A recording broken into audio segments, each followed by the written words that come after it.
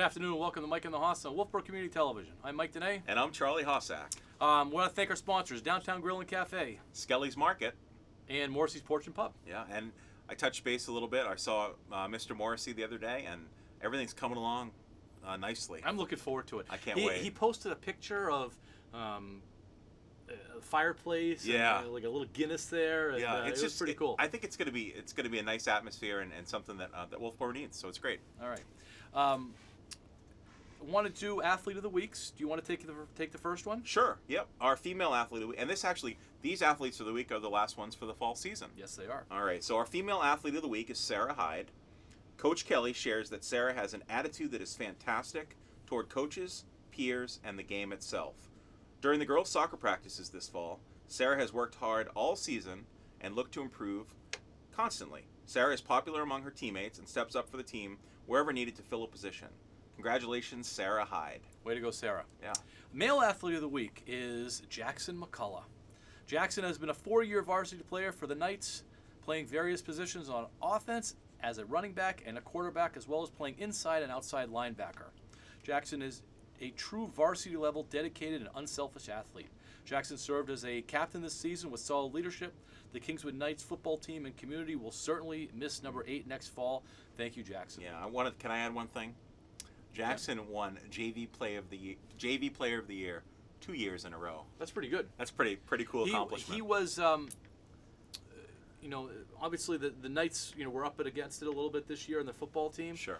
And after each game, Jackson was highlighted by the other coaches and stuff like that. There was something positive to say about Jackson, and he really stood out. And it's hard to stand out when your team's down 30 or 40. Definitely. And stuff like that. Yeah. So Jackson's a nice job. I can't imagine where that team would be if Jackson wasn't there. I know.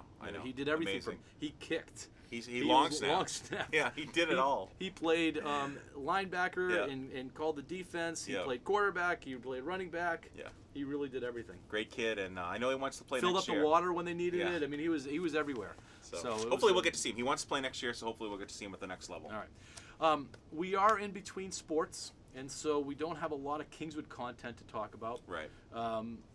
We do want to mention that registration for winter sports is coming up next Saturday, November 14th. Yeah, and also on November 14th, we have the Abenaki ski and skate sale, and it benefits the Abenaki ski team. This is the 47th annual ski and skate sale at the Fossfield Pavilion. It's on Saturday, November 14th from 11 to 3. It will be socially distanced. Please wear your mask.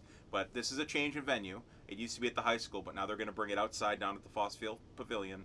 And it's a great opportunity to get skis, to get skates, to get helmets, winter gear. There's going to be a couple of ski shops there. Pichet's is coming, and a Plymouth Ski and skate shop's going to be there, so you can get some new stuff as well. Just a good opportunity to get ready for the winter.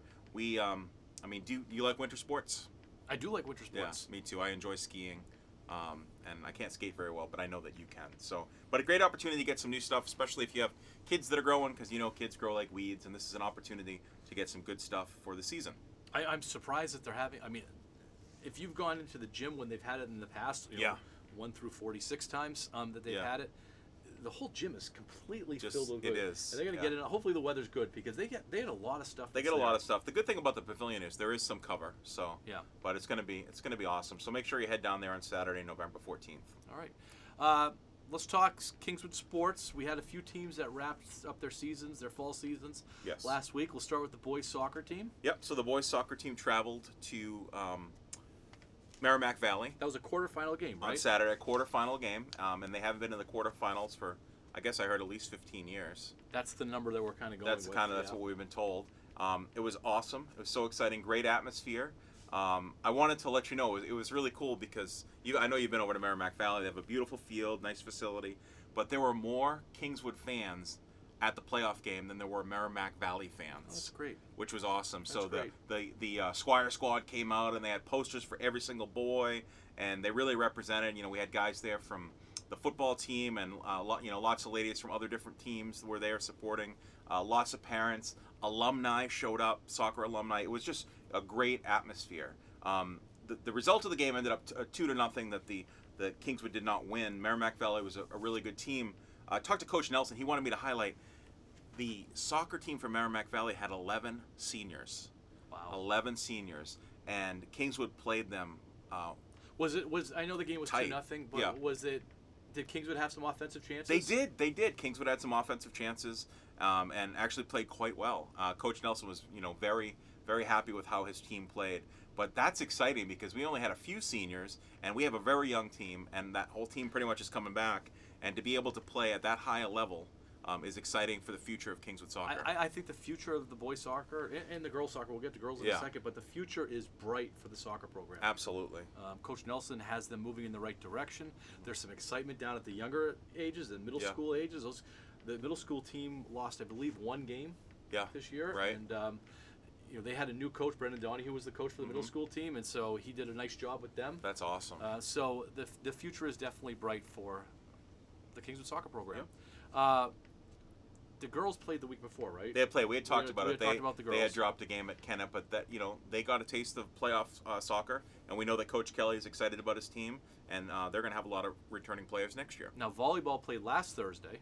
They did. And so we didn't talk about them. No. Volleyball played Guilford, who was the defending Division II champion. It was kind of like the iron of the state when it comes to volleyball. That's right. Tough draw for Kingswood to get because that was taken out of a hat, I believe. Yeah, definitely. And Guilford's very strong. Mm-hmm. Guilford's very strong, and they came over here, and the girls put up a pretty good fight. Right. But they weren't, not yet anyway, a match for Guilford. Not yet. And Guilford's already played another playoff game, and they won that round, so they've moved on. So Guilford is positioning themselves to win it all again. Cross country, pretty high on the cross country team. Yeah. I mean, Casey Arsenault and Oleg Sheehan and then Matt Jacobs. and then the girls had Carolyn Day, the Carpenters. Yeah. So I believe they finished 13th as a team. Yeah, the boys finished 13th. And the girls finished 14th. Right. Yeah, I know Carolyn Day ended up for the girls in 38th place, which you're saying like 38th place, but you know what? Over 100 runners run. Right. I mean, 38th place is excellent. So Carolyn Day, congratulations on an awesome season. And I know that Casey Arsenault ended up, he was the fastest for our boys, and he was 50th. So when you look at that, also a job well done. I was told that the young man that won not only set the course record, and then he ran his personal best. And I guess this is a kid that, so I don't know a whole lot about running, but he ran it like in 15 minutes, which is super fast for the race. But he is ranked nationally. Like, this kid is a stud. When we talked to Coach Arsenault on the radio, he said that Co Brown was the team to beat, and Co Brown won it. So my understanding is that all 5 of the Co Brown runners, or the top 5 of the Co Brown runners, finished in the top 10. Yeah, I mean that's it's so there. And he's a national program, but it was funny looking at the times. Like you say, 15 minutes, and then when you look at some of our runners were finishing in like 18 minutes. So I mean that's fast. That's 3 minutes in racing is fast. That's cross country. That's a 3-mile race, give or take. Yeah, and 3 minutes is a long time. Yeah, maybe it was 17 minutes, but still, we're talking about minutes. We're not talking about seconds. Yeah. So it's but anyway, the future's bright for the cross country. Oh my gosh, team it is. Because those players, the 3 that we talked about on the boys. Yeah. Casey and Matt Jacobs are both sophomores. Yeah. Matt Perkins is a sophomore. Yeah. I think. No, he's a junior. He's a junior, but he's still coming back. He'll be a senior. And the girls have some younger runners also. So the future's pretty bright for the fall sports at Kingswood. And we got to give a shout out. We didn't talk to him, but Coach Place is Dan Place is the girls' coach. Yes. Okay. Winter sports are coming up. Yes. The registration's on November 14th, as we previously said. That's next Saturday. Yeah. And we don't know what winter sports are going to look like. I don't think anybody knows what it's going to look like right now. There's talk that practices are going to start in December. Mm-hmm. Games won't be happening until January. Right, middle of January. Right. There's talk of a regional schedule. There's talk of a full Division II schedule. Right. So it's really kind of up in the air at this point. And I don't think the state knows what's happening. I think that we know that there's been an uptick in cases. Mm-hmm. I guess more than uptick. There's been a surge. Yeah. And so hopefully that things are going to settle down. Right. I know my boy, as far as his hockey team, he got canceled again this past weekend. Okay, they did. Yeah, wow. They did. Yeah, we found out an hour before we left for the game on Saturday. That's convenient. Yeah, it was convenient that we didn't have to at drive least we're to on the the game. road. The other thing is, I think the NHIAA has done a nice thing where they're looking at not even considering games until the middle of January, because a lot of schools in New Hampshire are, we'll call it the holiday quarantine model, where they're ending at Thanksgiving and they're not coming back till the middle of January. They're going to go remote, which is MLK Day, and that allows people, students, teachers, whatever, if they have travel plans, if they're going out of state, or if they have family coming in, to make sure that if they've had any exposure to COVID, they've fulfilled the quarantine period and everyone's safe. So I do like how the NHIAA is doing that. Yeah, and I don't know. Governor Wentworth has not made a move towards that yet. No. But I think as more and more families express that they're going to be traveling. Right. We were just talking about one that's going to be traveling at Thanksgiving, and so they have to quarantine 14 days afterwards. That's right. Which brings us near Christmas vacation. Yep. And so then if they go away for Christmas vacation, they have to quarantine again. So. Yeah. And if Aunt Susie comes in from South Carolina, I mean, she's bringing, you're exposed. So same thing, even if you don't travel, if you have people coming in. Yeah. I don't know. I think it's a great model to follow. I agree. All right, Patriots talk. All right.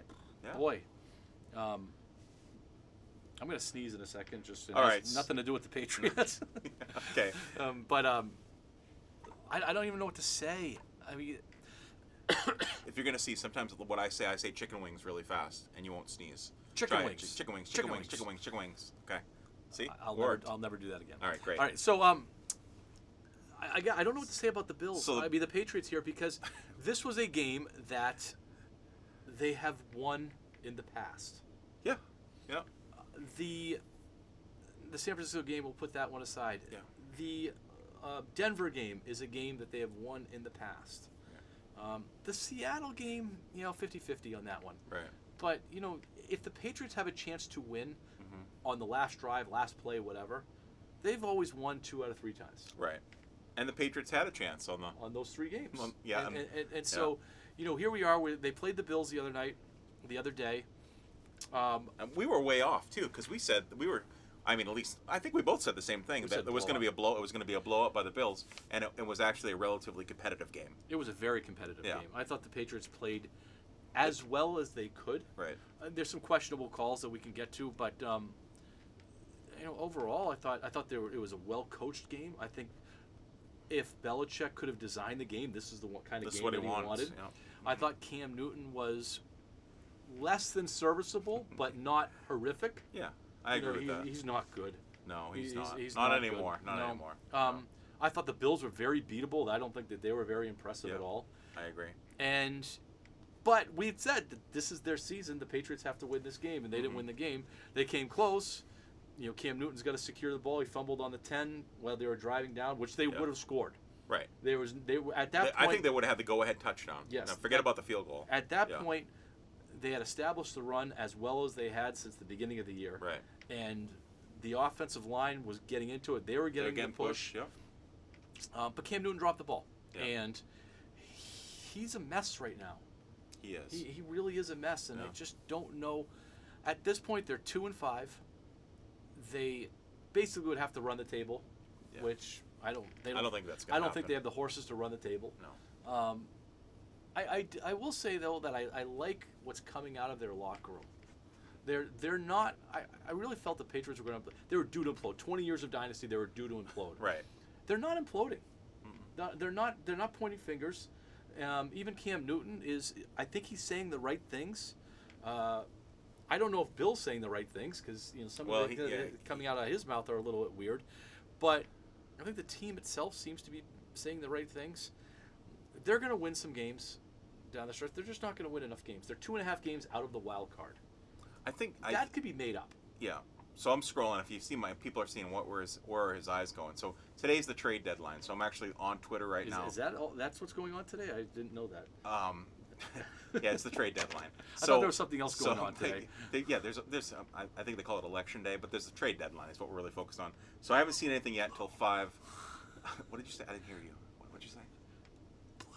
Oh, blue. Okay, I see. I don't know. My favorite color today is red. But nothing's come out yet with New England. We were thinking about that they might trade, they might sell. They're 2-5. It's 4 o'clock, right? The trade deadline. 5 p.m. 5 p.m. Are you sure? I'm going to ask you. Are you sure the trade deadline is today? Yeah. And not Thursday. Today, isn't it today? Now you're in my head. So now I have to check. That's where I like to be. Yeah. Let's see. I want to say Coach, it was Thursday, but I'm almost positive it's today because Stefan Gilmore put his house in the market. It's the 2020 NFL trade deadline is 4 p.m. Tuesday, just hours away. So it's today. Okay. All right. So Patriots have not made any moves yet, and it's 3:46. Kind of surprised that today's the trade deadline, given all the other stuff that's going on. That Well, it's election day. You Yeah. mean that they wouldn't have I guess made it I guess on you Thursday? could hide a couple trades on election day. I Just kind of bury it in the news cycle. You could. So Gilmore, I want to talk about Gilmore. Yeah. The asking price for Gilmore was a first and a player. Yeah, a first-round draft pick and a player. NFL Defensive Player of the Year. Yep. Who doesn't look like it this year. Nope, doesn't seem to. His heart doesn't seem to be quite in it. Right. That's a big ask. It is. The Patriots are in trouble. Now, you have on the notes that you actually did. Yeah. What do you want to say that again? Who did the notes this week? You did the notes for the first time. It's probably going to be one of the better shows. 2 years. Yeah. Is the dynasty over? Yeah. And I think the dynasty was over before this show. Mm-hmm. I think the dynasty ended when I would say they lost to the Broncos. That's when I'm calling the dynasty. A couple of was weeks over. ago. That was the end of the dynasty. They had their work cut out for them. They had a lot of guys opt out.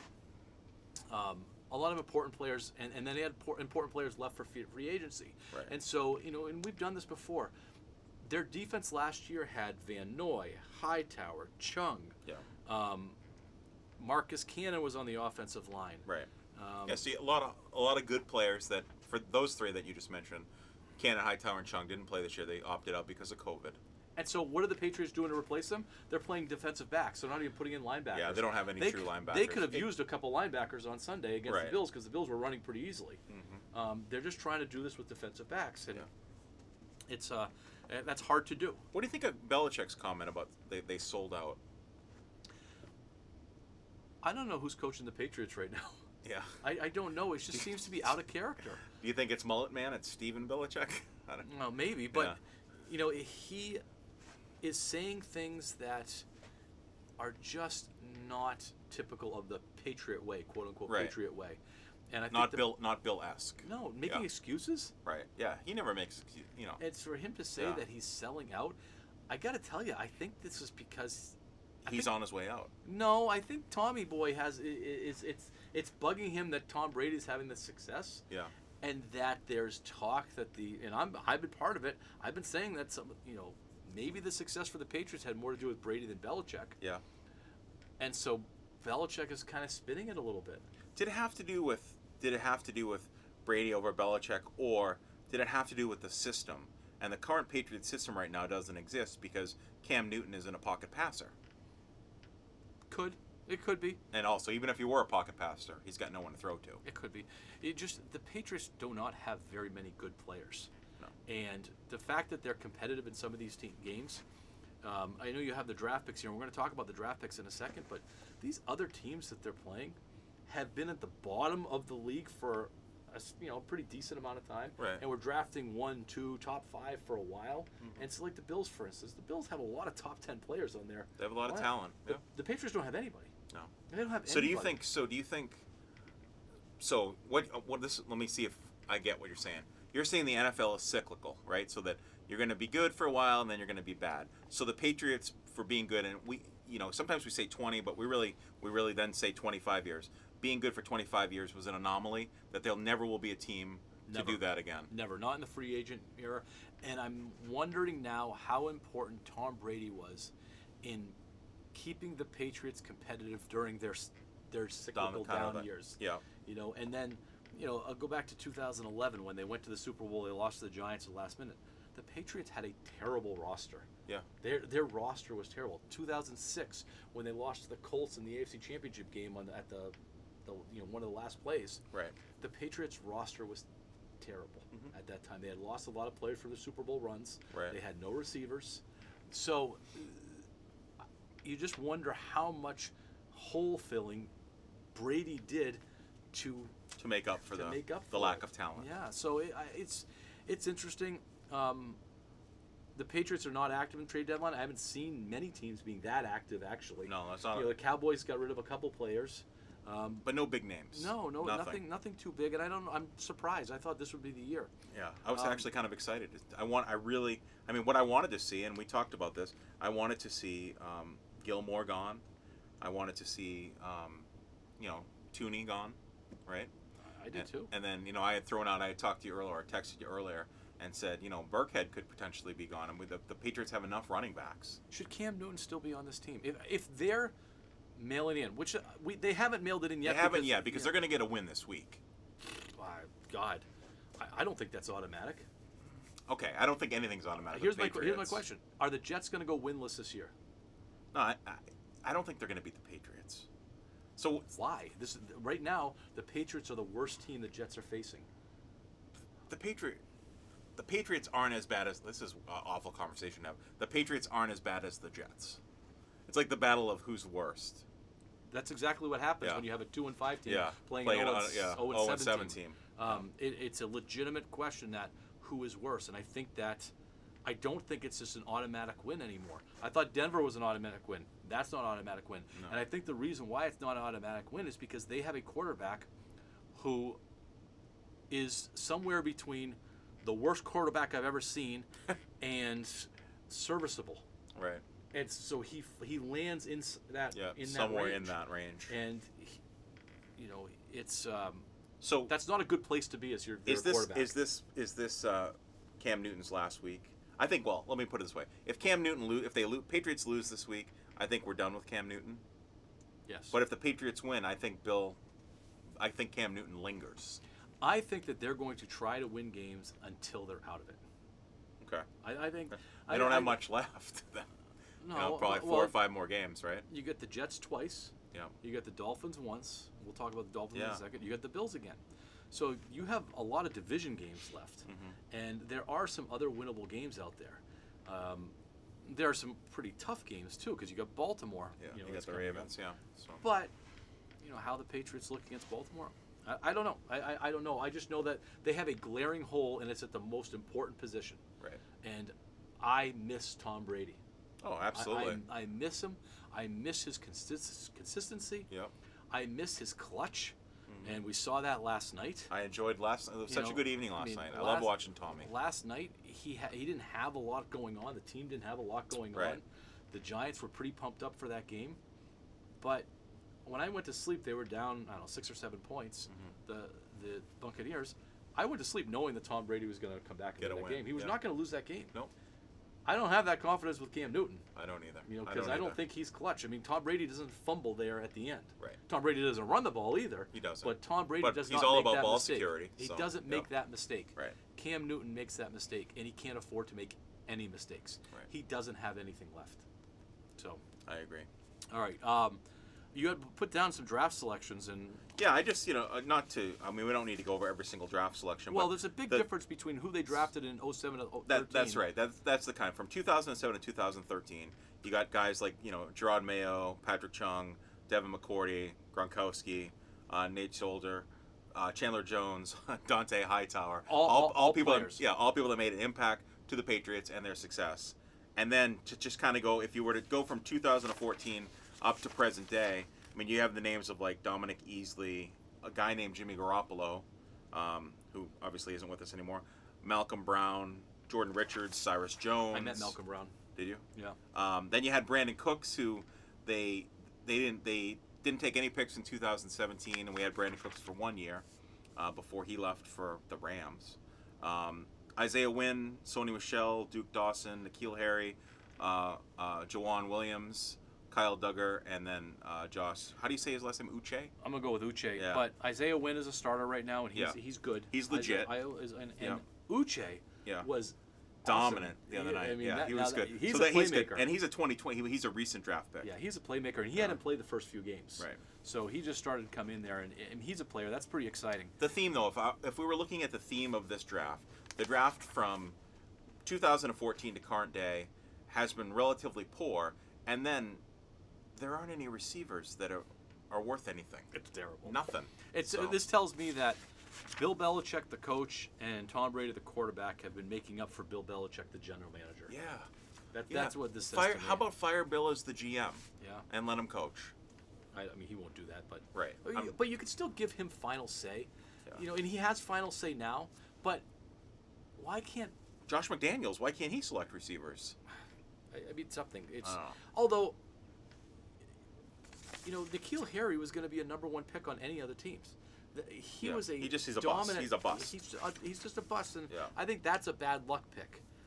Some of the other ones are flyers. Sony Michel was the backup running back for his college team to Nick Chubb, who played in Cleveland. Yeah. So Belichick went after him. Nick Chubb went after Sony Michel. Right. You know, that's just trying too hard.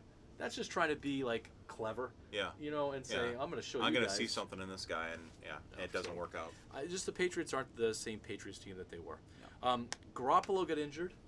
Yeah. This could help, though. This could help. I think so too. I think, you know, Garoppolo is made of glass, which I think right now I will take that pane of glass than Superman. Did you see him? After playing the games that he's played in the past few weeks, he scores a touchdown and he pulls the Superman stuff. I know. You pull Daffy Duck stuff out because that's about it's just awful. Right. There's no reason for him to be doing that. But I think Garoppolo's injury gets him back to New England next year. Okay, we're going along, so let's go power rankings. All right. So I just threw some teams up there. I think that the Steelers have to be #1 for me. All right. At this point, they have done. I can't believe it. I can't stand the coach and I can't stand the quarterback. But I agree with you. I will stick with the Pittsburgh Steelers at 7-0. I'm going with the Bucs at #2. Number 2 are the Bucs. Okay, I'm going to go with Seattle Seahawks at number 2. And I'm going with the Chiefs at #3.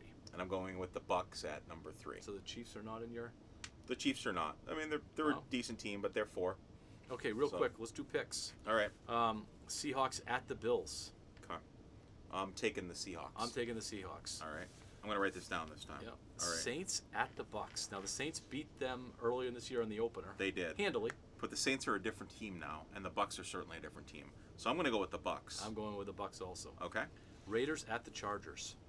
That's a tougher one. This is tough. I don't know. The Chargers were disappointing last week, and so I'm going to go with the Raiders.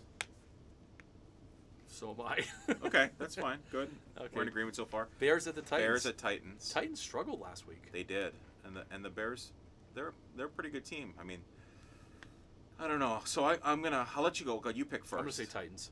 All right. I think the Titans had a bad week. I'll go with the Bears just to mix it up a little. All right. Patriots at the Jets. I'm going with the Patriots. I'm going with the Patriots on that one too. I just can't. I'm not ready to root against them against the Jets. All right. So the only one we differ in are the Bears and the Titans. But just break out the black jackets and the hearses and the funerals if they lose to the Jets because it's. Can you imagine? It's. I don't think there's anything more irritating than a Jets fan. Oh. So the fact that the Jets can't win. I can't hear the Jets. Jets. That game will make me more nervous than when they played the Seahawks or somebody like that because that even though we kind of know that they're done now, that is going to be just kicking dirt on the grave. Yeah, if the Jets get their first win against New England. All right. John has a game for us. Awesome. I'm going to win this one again. Top 5 NFL coaches of all time. I didn't win last week because neither one of us got any questions right last week. I thought we got one right, didn't we? I don't know. The greatest running back of all time is clearly Walter Payton. No. So. All right. So obviously you're still losing that one. Are we starting from number 5? So we're starting from the number 5. So number 5, greatest NFL coaches of all time. Okay. What do you think? You want to start first? I'll start first. I'm going to say number 5, Paul Brown. Okay, I'm going to say number 5 is going to be Bill Walsh. Don Shula. Okay. Jeez. He's not well liked in New England, so. No, he's not. But actually, he recently passed away, I believe, as well. He did. Just kick some more dirt on that too. Okay. Number 4. You want to take this one? It's got to be Bill Walsh. Chuck Noll. Ooh, Chuck Noll. Yeah! Woo! Nice. Now I'm out of picks, so okay. I'm excited about that. All right, okay, number 3. You're up. Who do you? No, I just said. Oh, all right. I just said Bill Walsh. I'm